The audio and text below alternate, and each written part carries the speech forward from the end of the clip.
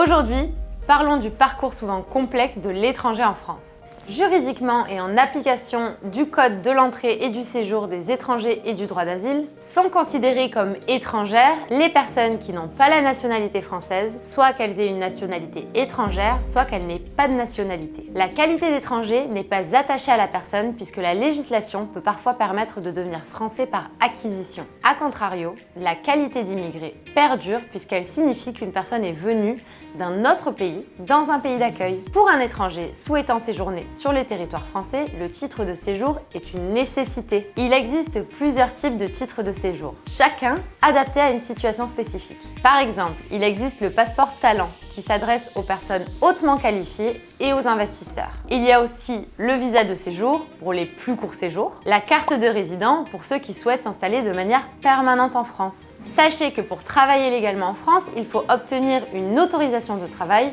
sauf si la personne concernée est ressortissante de l'Union européenne. Les membres de la famille d'un étranger résidant en France peuvent également prétendre à un titre de séjour.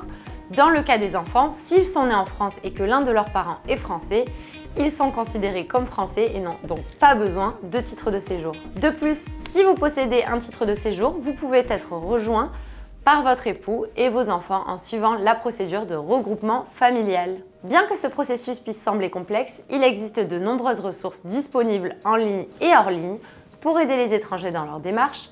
Alors si cette vidéo vous a plu, abonnez-vous pour ne pas rater les prochaines.